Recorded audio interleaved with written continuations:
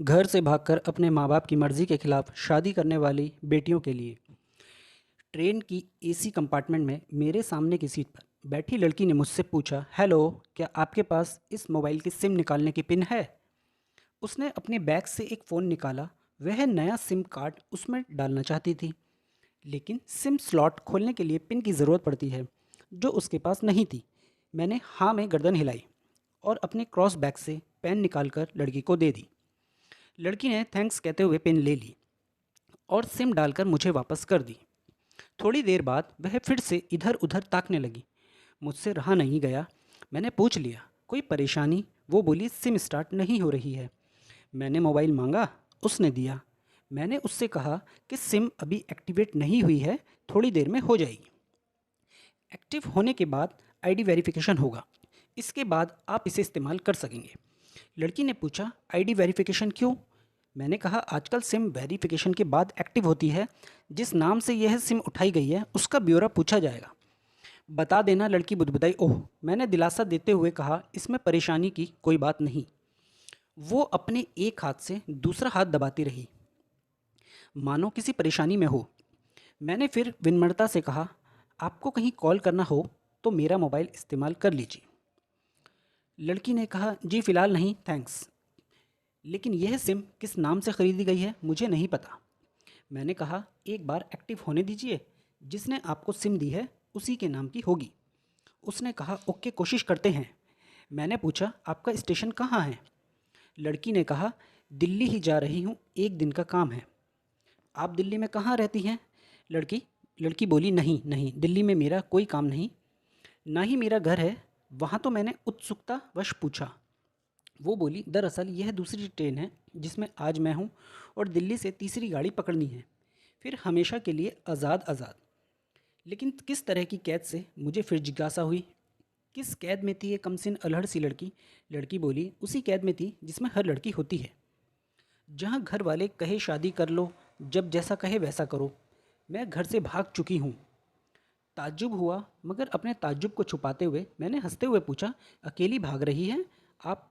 आपके साथ कोई नज़र नहीं आ रहा? वो बोली, अकेली नहीं, साथ में है कोई।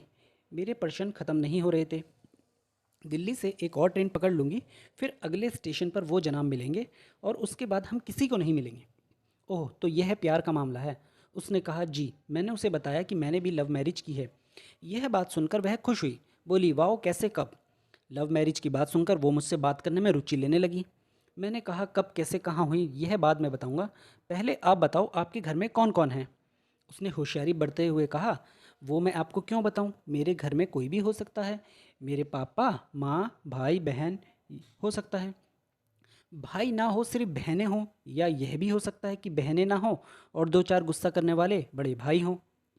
मतलब मैं आपका नाम भी नहीं पूछ सकता? मैंने टोंट मारा। वो बोली, कुछ भी नाम हो सकता है मेरा, टीना, मीना, रीना, कुछ भी। बहुत बातूनी लड़की थी वो। थोड़ी इधर उधर की बातें करने के बाद उसने मुझे टॉफ़ी दी, जैसे छोटे बच्चे देते हैं क्लास में। बोली, आज मेरा बर्थडे है। मैंने उसकी हथेली से टॉफ़ी उठाते बधाई दी और पूछा, कितने साल की हुई हो? वो बोली, 18, मतलब भागकर शादी करने की कानूनी उम्र हो गई है आपकी। वो हंसी। कुछ ही देर में मैं काफ़ी फ्रैंक हो चुका था। हम दोनों जैसे बहुत पहले से जानते हों एक दूसरे को। मैंने उसे बताया कि मेरी उम्र 35 साल है, यानी 17 साल बड़ा हूँ।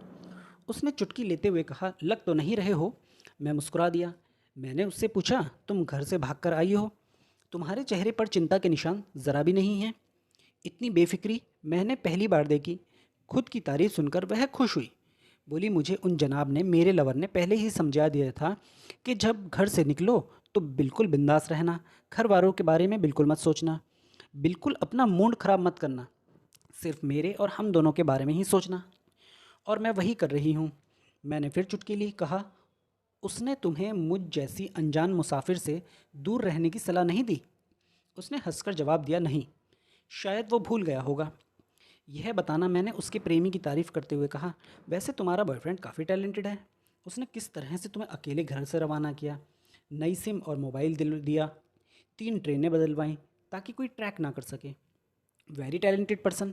लड़की ने हामी भरी, बोली बहुत टैलेंटेड है वो, उसके जैसा कोई नहीं। मैंने उसे बताया कि मेरी शादी को 10 साल हुए हैं, एक बेटी है 8 साल की और एक बेटा 1 साल का।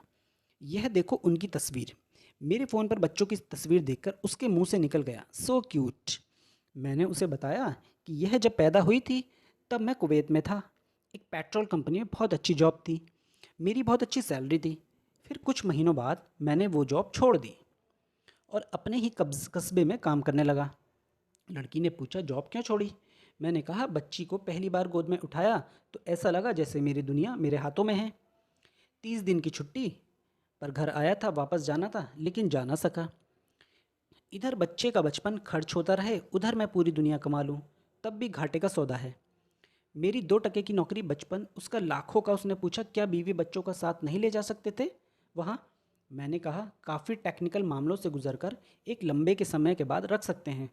उस वक्त यह मुमकिन नहीं था। मुझे दोनों में से एक को चुनना था, आलीशान रहन सहन के साथ नौकरी या परिवार। मैंने परिवार चुना, अपनी बेटी को बड़ा होते देखने के लिए। मैं कुवैत वापस गया था लेकिन अपना इस्तीफ़ा देकर लौट आया। लड़की ने कहा, वेरी इम्प्रेसिव। मैं मुस्कुराकर खिड़की की तरफ देखने लगा। लड़की ने पूछा, अच्छा आपने तो लव मैरिज की थी ना, फिर आप भागकर कहाँ गए? कैसे रहे और कैसे गुजारा वो वक्त? उसके हर सवाल और हर बात में मुझे महसूस हो रहा था कि यह लड़की लकड़पन के शिखर पर है, बिल्कुल नासमझ और मासूम छोटी बहन सी। मैंने उसे बताया कि हमने भागकर शादी नहीं की और यह भी कि उसके पापा ने मुझे पहली नज़र में सख्ती से रिजेक्ट कर दिया था। उन्होंने आपको रिजेक्ट क्यों किया? लड़की ने पूछा। मैंने कहा, रिजेक्ट करने का कुछ भी कारण हो सकता है, मेरी जाति, मेरा काम, घर, परिवार। बिल्कुल सही। लड़की ने सहमति दर्ज कराई और आगे पूछा, फिर आपने क्या किया? मैंने कहा, मैंने कुछ नहीं किया, उसके पिता ने रिजेक्ट कर दिया। वहीं से मैंने अपने बारे में अलग से सोचना शुरू कर दिया था। खुशबू ने मुझे कहा कि भाग चलते हैं। मेरी वाइफ का नाम खुशबू है। मैंने 2 टुक मना कर दिया। वो 2 दिन तक लगातार जोर देती रही कि भाग चलते हैं। मैं मना करता रहा। मैंने उसे समझाया कि भागने वाले जोड़े में लड़के की इज्जत पर कोई खास फर्क नहीं पड़ता, जबकि लड़की के पूरे कुल की इज्जत धुल जाती है। भागने वाला लड़का उसके दोस्तों में हीरो माना जाता है, लेकिन इसके विपरीत जो लड़की प्रेम संग भाग रही है वो उल्टा कहलाती है। मोहल्ले के लड़के उसे चालू कहते हैं। बुराइयां के तमाम शब्दकोश लड़की के लिए इस्तेमाल किए जाते हैं। भागने वाली लड़की आगे चलकर 60 साल की विद्या भी बन जाए हो जाएगी, तब भी जवानी में किए उस कांड का कलंक उसके माथे पर से नहीं मिटता। मैं मानता हूँ कि लड़का लड़की को तोलने का यह दोहरा मापदंड गलत है, लेकिन हमारे समाज में तो यही है। यह नज़रिया गलत है, मगर सामाजिक नज़रिया यही है। वो अपने नीचे का दांत तो तले पीसने लगी। उसने पानी की बोतल का ढक्कन खोलकर एक घूंट पिया। मैंने कहा, अगर मैं उस दिन उसे भगा ले जाता तो उसकी माँ तो शायद कई दिनों तक पानी भी ना पी पाती। इसलिए मेरी हिम्मत ना हुई कि ऐसा काम करूं।